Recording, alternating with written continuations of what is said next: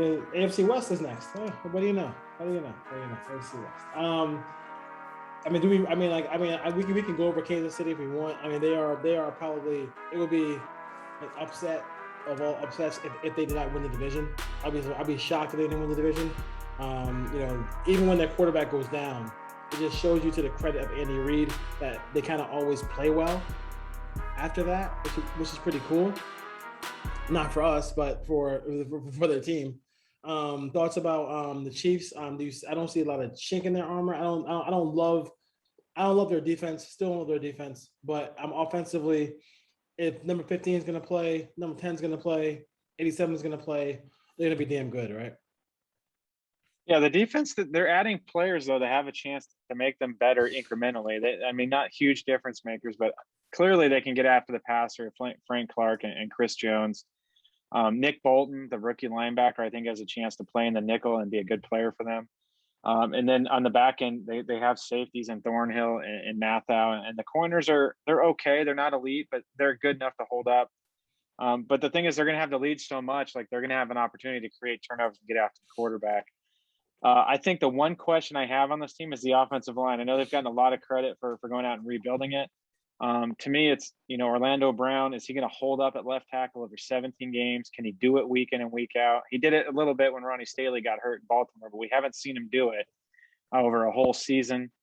He probably can, but, I don't know. And then they're starting two rookies right now. They're starting Creed Humphrey and Trey Smith, who are both good players. They're good prospects, but we haven't seen them do it in the NFL. And they still have a question at right tackle. So that right side of the line, the center, the right guard, the right tackle, I do have some questions. I do think they're going to run the ball a lot better than we've ever seen them run the ball in the Mahomes era. Like, that offensive line is going to move people. Yeah, they are. If they want to run the ball, but is Andy Reid going to do that, or is he going to keep digging into the bag of tricks and just playing backyard football with Patrick Mahomes? So they're going to be able to run the football when they get leads in the second half, which is going to help them.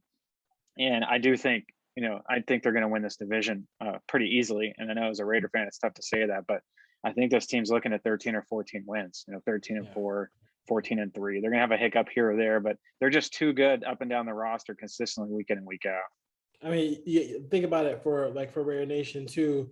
It took 40 points for you to beat them by one score in Kansas City. So and 30 what was the other game? 35-32. Yeah, something like that. Still low 30s and couldn't win. I mean, granted, we know Abram blew the coverage at the end of that game, but the Raiders are built to play with this team, though. The problem is this team can play with everyone in the league, and I think the Raiders will run into some issues playing some other teams.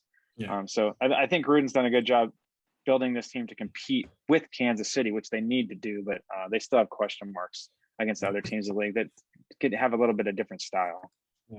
Let's go to LA. San Diego Chargers. Sorry, I'm not gonna call you LA. The quarterback. Everybody's put. So here's my only thing with the Chargers here. New coach, new situation. Anybody? I mean, like, any trepidation about him coming there? I mean, it's not the same defense that he had with the Rams. Bosa's there. He's a fabulous player. Great pass rusher. The secondary, I'm not in love with that secondary at all. He's a defensive coach with a quarterback who really can throw the football around the field. All their pieces are healthy going into the season, which is injury bug is usually an issue with the Chargers. What are your thoughts about the Chargers and Herbert in year two? I like Herbert a lot. I thought he was the second best quarterback coming out last year. And for me, does he have a sophomore slump? I don't know. The defensive coordinators have now had a whole offseason to study every game he played last year and try to game plan around him. The problem is the weapons on this team are so good, even if they can figure some things out. He still has Keenan Allen, Mike Williams. They've added Jared Cook. And he didn't have Austin Eckler for most of last season, who's a really good back out of the backfield. He could really create problems in the passing game. Can they run the ball consistently when they need to? I don't know. They did upgrade the line. It's funny when we hear all the Christian Darrisaw talk, the Alex Leatherwood talk, the Tevin Jenkins talk. No one talks about Rashawn Slater. They just assume, he's going to be a Pro Bowler. Let's not talk about him. He's still a rookie, so he still has to go out there and prove it. They brought in a lot of free agents: Matt Filer, Corey Linsley. The right side of the line I have questions with, but I have questions with offensive lines pretty much of every team in the league. But I do think they've upgraded the offensive line. And if Herbert, he doesn't even need to be the guy he was last year. Just be close to it. Be 80% of what is last year. And this team's going to be in a lot of games. But when I flip over to the defense, I'm with you. They do have Bosa. They do have a healthy Derwin James. Hopefully he can get in 17 games because he's a fun player to watch. But I don't really like the linebackers on this team. I don't like the corners. I don't really like anyone opposite of Bosa. There's no Melvin Ingram. There's no Batman and Robin anymore. It's basically just Bosa, and they're trying to fill in around him. And then this team is really young depth-wise. There's not a lot of depth on this team. So this is another team that has to stay healthy, and the Chargers haven't stayed healthy, and I don't remember the last time they stayed healthy. So can you? That's the biggest thing for me. If you were playing this team, and I'm looking at that defensive line, looking at the linebackers, I mean, that's a game where, in week 4, I'm probably going to be going to that game.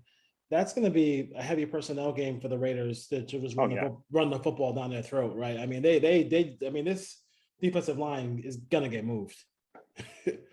Yeah, and Brandon Staley coming over from the Rams, if you've seen any of what the Rams did last year, they play a light box as much as anyone in the league. So they're going to play 6-man boxes. And John Gruden's going to love that. He's going to line up and run the ball. They're going to play 2 high safeties, and they're not going to bring anyone down. They're going to play in the nickels. You can get a 4-man front and the 2 nickel backers, and they're going to try to play a gap and a half defensively, whereas most teams try to play single gap. So these guys are going to be responsible for a gap and a half instead of a single gap in run defense. And do they have the players to do that? I don't know if they do. Lindell Joseph's a good player. Can Jerry Tillery do it? Can Bosa do it? Can Owoso's probably going to be a situational guy. They're going to need a bigger body on the front to do that. It's easy to do it when you have, well, it's easy. It's easier to do it when you have Aaron Donald and then you have Jalen Ramsey on the back end. They don't have either one of those players on this team. So it's going to be interesting. I think they're going to be a good team, and I think they're going to compete with the Raiders for a playoff spot. In my opinion, do I want to jump on the bandwagon and say they're going to be 11-6 or 12-5? I can't get there. There's just too many questions depth-wise and defensively on this team.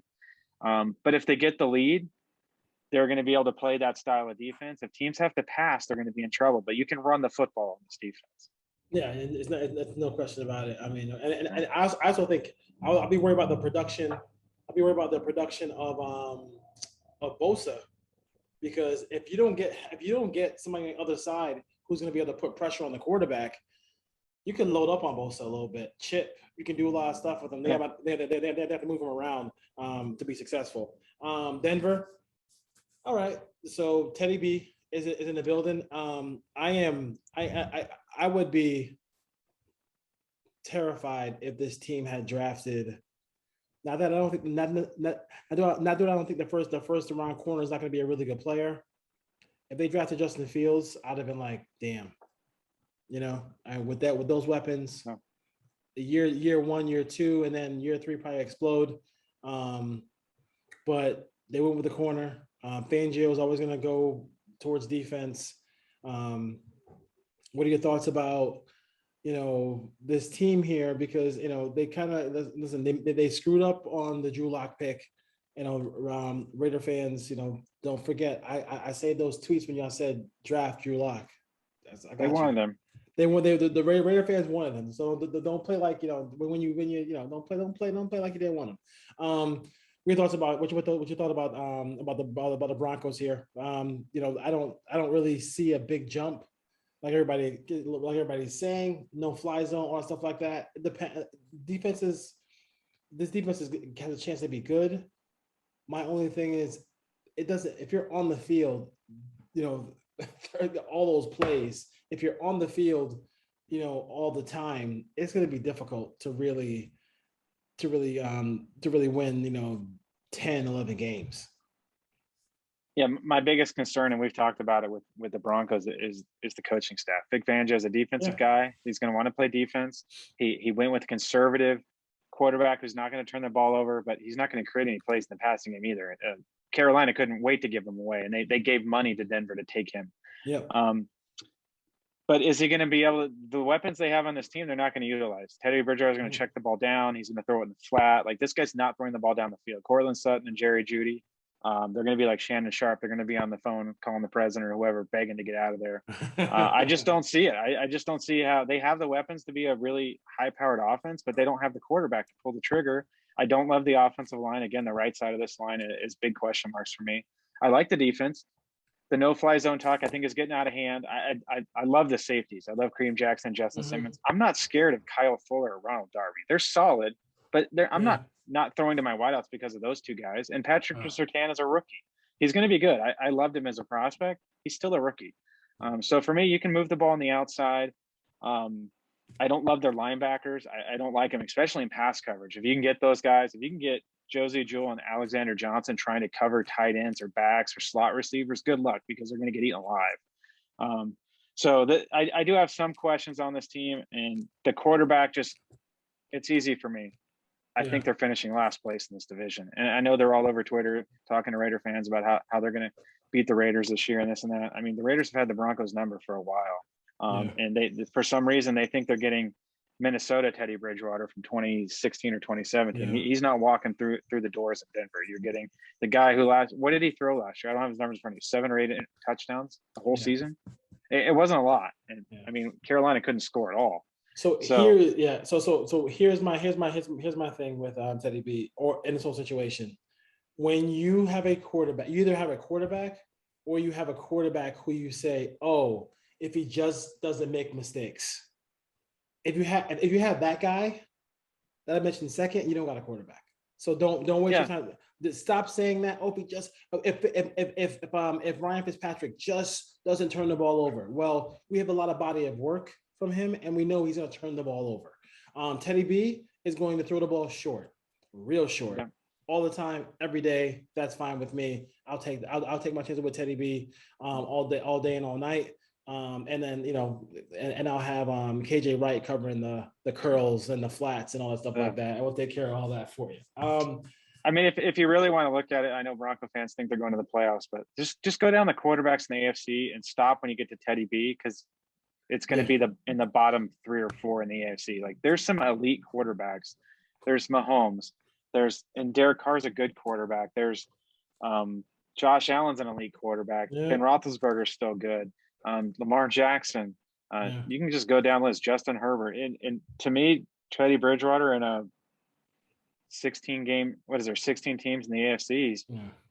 Clearly, he's somewhere 13 to 16. You go ask John Elway what quarterback he would want from the AFC West. Forget about the entire AFC. And also a big factor is Miller and Chubb are going to actually play games together. They haven't played games together in a long time, so we'll have to see about that as well. Let's go silver and black now. The Raiders 2021. Obviously, this is about this show. We are not. This is not the pom pom show that some Raider fans have. We tell the truth as far as that goes. This is how we really feel about how they're going to do. They're not going 17. They're not going 17-0. So we can forget about that. I'll start with just offensively. Bring everybody back. Bring everybody back except for Aguilar. I feel like the 2 wide receivers, even with the Raiders playing 12 personnel a lot, I think that what those guys have to come through and improve. I think they will. I think they have an opportunity to. I think Ruggs can definitely. I mean, we broke down Nelson Aguilar 4 catches a game, whatever last year. I think he can be able to do that. This is speed alone helps this Raider offense, and then defensively, it's in Gus we trust as far as that goes. He got a lot of his guys. He got one of his main guys in KJ Wright. He's a guy who can make a lot of plays, who can run this defense, tell people where to go, all those things like that. And I do like what they did on the defensive tackle position. Like, they really improved that a great deal. Haven't seen a Raider defensive tackle get, gotta go back to Roderick Coleman to see some sacks, see some penetration from that position. Tommy Kelly, so all the people like that. So Darrell Russell, it's hard to get pressure from there, but the Raiders haven't got it at all. It's hard to, we talk about Raiders all the time on this show. Now the season is right around the corner. What are your initial thoughts? From the start of the draft till now, what are your thoughts about the Raiders and what they have done to get to a point where they have to kind of win 10, 11 games to make the playoffs? Yeah, last year it would have taken, I want to say 11, and that was in a 16-game season. Yes. I like their chances. Like you said, it's not a homer show for me. I think the offense is going to be a little better than it was last year. It's tough for me to say that, but I truly believe that. I think adding Drake and Jacobs looked phenomenal when I saw him in LA against the Rams, if he can stay healthy. Renfro, I think, is going to have a good year. I like the depth at the position, the skill positions. The depth on the offensive line is my question, but I think Leatherwood's going to be fine. I think Andre James is going to be fine. Richie Incognito really scares me. He hasn't practiced yet. He needs to practice tomorrow. That's the first official practice going into week 1. But clearly, they may need to dial up John Simpson week 1, and then depth becomes a factor. If Colton Miller goes down, I'm going to have some questions on how consistent the offense can be. But I still think at the end of the day, they're going to be 25, 26, 27 points a game. And defensively, I love the defensive line. I love the way they have 8 or 9 deep. We haven't been able to say that for a long time, where you can get 4, 5, 6 sacks from multiple people on the interior.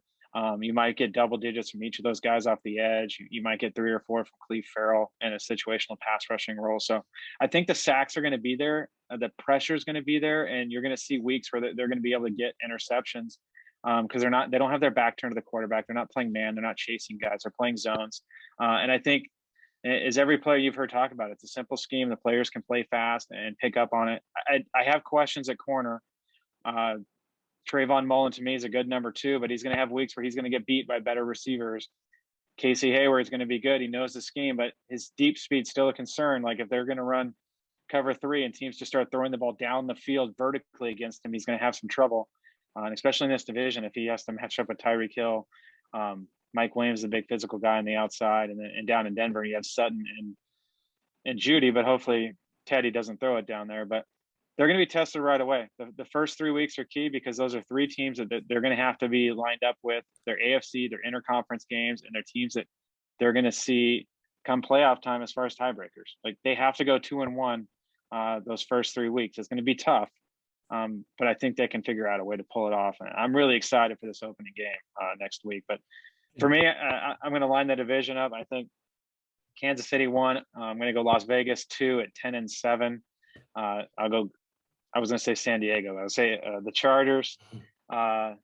They're going to be tough. It might come down to that last game at Allegiant Stadium, January 9th. And then clearly, I think Denver's probably a 6 or 7 win team. I know Bronco fans don't want to hear that, but that's kind of where I'm leaning. I kind of think that I'm going to go 1 game better and have them get to 11 wins. Because I think that's what it's going to take. It's going to take 11 wins. I think that means you have to there's going to be a game where they're going to be a heavy underdog like Kansas City last year and have to come up with an upset. I mean, that's the game that kind of one of those swing games in your schedule. We don't go schedule by schedule. We don't go game by game. I think that's cheesy. We don't do that here on our show. But I think that's probably the biggest thing they have to do. I think it's hard for me to see, and I get I don't worry about the national media at all. I know Raider fans really care about what they say on Good Morning Football. I don't. I don't. If you watch that, then I'm sorry for you. It's not a real football show. But I would say that 11 wins is doable. 10 wins is probably more likely. I know that if you go to Sharp, see, it's a pretty cool site. Sharp Football Stats. They have a kind of a breakdown of all these different things. And one of the things is strength of schedule. The Raiders have one of the toughest schedules in the league. As far as that goes, so along with the Texans and the Steelers. I mean, it all depends on when you. All that's just talk. It depends on when you play somebody. So, who knows? I don't care about that. But I think the Raiders are definitely clearly second best team. I like the way they played Kansas City last year. That makes me feel like Kansas City is not I'm not fearful of Kansas City. They really should have swept the division last year. They really should have swept the division last. They came this close to doing it. And I just feel like their improvement, having an actual defensive coordinator who other teams would have hired. You notice how nobody got Paul Gunther, right? Did Paul Gunther get a job besides being, a right hand man to He's in Minnesota, his mentor? So I like the continuity, play fast. There's going to be teams who kind of do a good job against that cover three of Gus Bradley, but I think that the Raiders have improved a great deal. And if the Raiders can get a lead in some of these games, I'd love those guys coming off the edge. I really do. I think Crosby is going to have a huge year this year, and along with Yannick and Ngakoue. So I'm looking at 11 wins, 11-6 for the Raiders this year. So as far as that goes.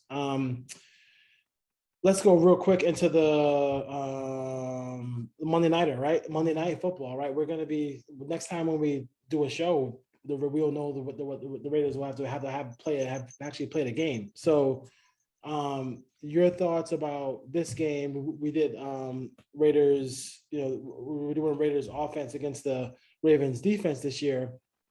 What are your thoughts about what the Raiders have to do to win this game offensively? Offensively, they're going to have to control the line of scrimmage and not turn the ball over. They can't have interceptions. They can't have fumbles. They can't give Baltimore short. They're catching Baltimore at the perfect time, in my opinion. They're missing 3 or 4 wideouts that are hurt, guys that have missed most of training camp. They're down 2 backs. They're basically down to Gus Edwards and a rookie in the backfield. They just signed Le'Veon Bell, I think, too. He's on the practice squad. Okay. So we'll see if he gets elevated for game day, but I'm not worried about Le'Veon Bell in week 1. He's only been there 5 days. They're going to have to clearly stop the run, and they're going to have to cover Mark Andrews. And I think the pass rush is going to be key, but keeping Lamar Jackson in the pocket and forcing him to throw the ball outside, as we've talked about. They can't let him get outside and get on the move. And the Raiders just have to tackle in open space. They're going to give up completions underneath.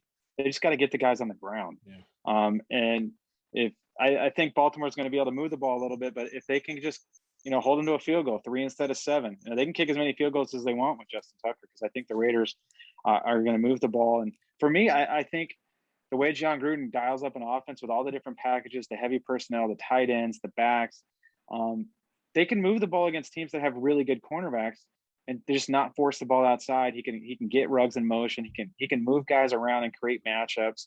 But I think you're going to see a lot of Darren Waller, Foster Moreau in the middle of the field, Kenyon Drake out of the backfield. And Derek Carr's had some success against them. So I don't think you're going to walk in there. Henry Ruggs is not going 6 for 120. Brian Edwards isn't going 7 or 8 catches for 100 in week 1. This is not the week where those wideouts are going to eat, but they're going to open up stuff underneath, running some clear out routes, some vertical routes. And if they get the right coverage and the right look, Carr will take a shot. But I expect big things out of the tight ends and the backs in this game. It's interesting to me that Gruden's kicking the tires on a lot of veteran running backs after bringing in Peyton Barber from the Redskins. That they had Deontay Foreman in, Kerryon Johnson was in, Latavius Murray just got let go. So he's clearly looking for another big back that has a little bit of pass catching skill as well. This doesn't bode well to me for Jalen Richard's future. Like, clearly, if you thought Richard was going to be back soon, you just roll with Peyton Barber for a few weeks and activate Richard. So that injury is probably a lot worse than they're letting on. But I think this is a good matchup to me, and I'm going to be there. I can't wait to get into that stadium next Monday. 6 days away. I'm counting it down, driving up next Sunday night, hopefully get in. I want to beat the traffic on Monday, but the Clear app. Make sure you get the Clear app. I have it cleared out. Have it updated, but do you want a prediction or you want to hold that? Let me go. We'll do a prediction in a second, but I think for me, overcoming a turnover by getting one of your own, because I don't think it's hard to. Baltimore had one of the longest streaks in the NFL. I think it's looking at my notes here. I think it's 18 games or something like that straight with at least one turnover forced. So they always turn the opponent over. So I think you probably will have one. Can you overcome it? And can you get one of your own? That's one thing. Open middle, close that middle. But he wants to throw the ball in the middle of the field. You have to close that middle. If defensively, if you're Gus Bradley, his defense can do that. DC against the blitz, That's huge. I mean, he is pretty good against the blitz. Say what you want about Derek Carr as far as that goes. He's very good against the blitz. It just forces it makes that clock goes, and he just gets rid of the ball rather quickly. So I like that. And for all the defensive prowess that the Ravens have had over the years, and especially last year, they're one of the worst teams defending the run last year. So you have a John Gruden guy who wants to run the football with a powerful back like Josh Jacobs, and a guy who can take it to the house and Kenyon Drake, and maybe a power back like maybe they bring back Latavius. Oh, who knows? But as far as that goes, I mean, those are the four things I thought about when I think about this game. DC against the blitz, close the middle of the field, overcoming that turnover because I think you're going to have one in this game. First game jitters, whatever you want to call it, and then and also playing an opportunistic defensive team, and then running the football right. I mean, you got to run the football against this team. Lamar Jackson can't wreak havoc on your defense if he's on the sideline. No, definitely. Gruden's going to want to control the ball. To me, are we going to see the outside zone game here? Are they going to try to get wide on this defense, or are they just going to line up and pound it? I think they might be in trouble if they just try to line up and pound it. They got some big bodies inside, but if they can get those guys moving along the line of scrimmage, I don't love the pass rushers on the outside for the Ravens here. I'm not concerned. I think Leatherwood's going to hold up fine. It's more the blitzes they're going to bring, and can the line pick those up? Especially if Simpson has to play, you're going to have Simpson on the inside with James, two younger guys with not a lot of experience. They could bring those green dog blitzes. They can bring those cross blitzes from the middle linebackers and that 3-4 defense to get to the Raiders' problems. But Derek Carr is really good at diagnosing where the blitzes are coming from and getting the rid of the ball quickly.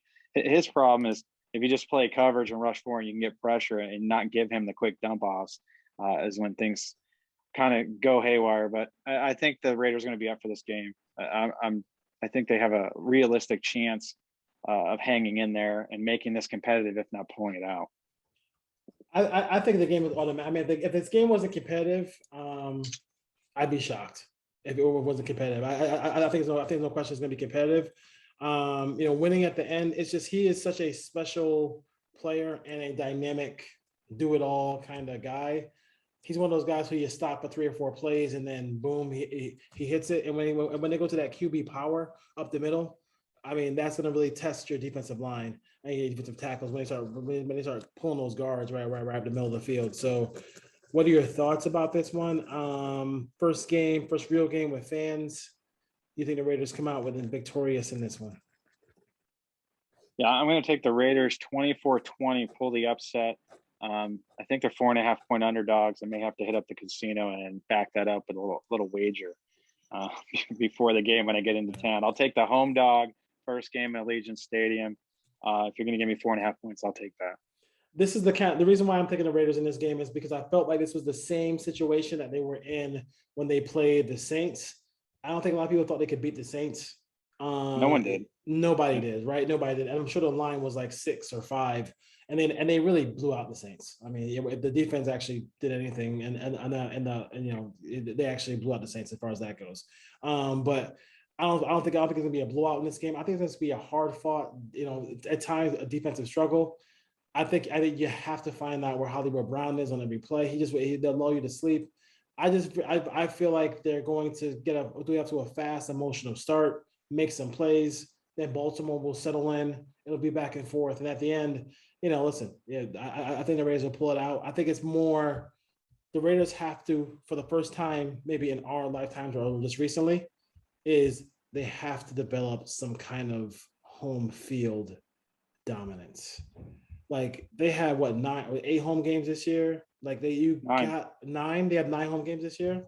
Yeah. Like, I mean, they got to go 7-2. Like you have to start winning home games. Like you're going to have a loud, raucous crowd. I know everybody thinks it's going to be all Raven fans in there. I mean, that's clickbait, and that's them trying to have Raider fans call their shows.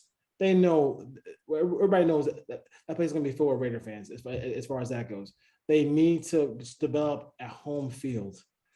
And this is the year they have to do it because you win your home games and then you go 500 on the road, you're in the playoffs, right? So that I think that's what the Raiders have to do here, and I think they win this game. I think next week will be a tougher matchup, and we'll talk about that. next week, going to Pittsburgh. But I think the Raiders win this game. And I think it's easier for the Ravens to bounce back from a game like this. It's probably easier to pull off the upset early in the season than later in the season when everybody's got everything going in the right direction and they're in playoff mode.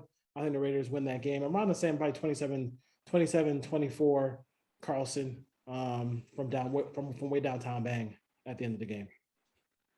Yeah, I mean, we're in agreement. I'm 24-20, you're 27-24. So kind of low scoring game, field goal game, 4-point game here or there. But I think they match up. I think they're catching them, like I said, at the right time. They don't have a lot of depth in the backfield. There's no, other than Gus Edwards, there's no real threat back there. And then to me, it's more the wideouts on the outside. Sammy Watkins has been hurt. Hollywood Brown's missed a lot of time, although he's practicing. But Bateman's out. Boykin's out. They're both on IR. Nick Boyle's out, the other tight end, because they run a lot of two tight end sets. So they're missing some weapons on offense for sure. And if this defense can just, like you said, make him dump the ball underneath, keep him in the pocket, it's easier said than done. But I don't think Baltimore is going to go in there and score 34, 37 points. So just think about it for a second. You just said that you don't think a Raider opponent is going to score 30 points. Gus Bradley already won. Yes, Gus Bradley already won. Gus Bradley already won. I heard it as it came out, and I'm like, oh wait, they're not going to give up 30 plus this week. That's a win. That's a win-win for the silver and black as far as that goes. So you'll see this week. I mean, you'll see our show. It's the first time we're taking this show during the regular season. So it's the first time I'm working with Ryan during the season. So we'll be picking these games, but we're not. Like I said, this is not they're going to win every single ball game here kind of show, kind of Homer show. There are shows like that. We won't mention their names, but there are shows like that. As far as that goes, but yeah. So I'm excited for that. I'm trying to find a bunch of Raider bar or something like that. They're kind of out here in where I live in Southern California to try to kind of be with the. Usually first game of the year, I try to watch it with a bunch of Raider fans. It's Monday night too. The Monday Night Football too as well. I made sure I'm totally off from my other stuff that I do. So we'll see what happens as far as that goes. Anything else before we head out? We previewed the NFC West. We previewed the AFC West, and we previewed the Raiders and the Raiders and the Ravens here.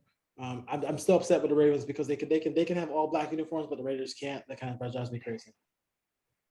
No, definitely. I saw a picture of Josh Jacobs with a black top and black pants. I don't know if it was from practice or something, but it looked pretty good. It looked pretty good. I was hoping they would do that, but no, I mean, it's good to finally get this, during the regular season to talk to you and talking about these week in and week out. I'm definitely not going to pick them to go 17-0. I can tell you that. There might be a little bit of homerisms thinking they're going to beat Baltimore week 1, but I just think they're catching them at the right time. The emotion in the stadium, having fans back in there for the first time, and it's going to be big. But we'll see as we continue to pick these games down the line. There will be weeks where, unfortunately, I will pick the other team. I'll still root for the Raiders when the game kicks off, but there are going to be weeks where I just think they're facing a better opponent. And I'm kind of leaning towards that in week 2. So I hope they can able to actually win. So they actually can win in week 1. Listen, you have the talented quarterbacks on the schedule, so you got to take care of one here and see what happens as far as that goes. Ray Nation, you have responded very well to us on YouTube. I would appreciate it. More to come, hopefully. And then we have make sure you set those alerts so you can find out when we drop a new video.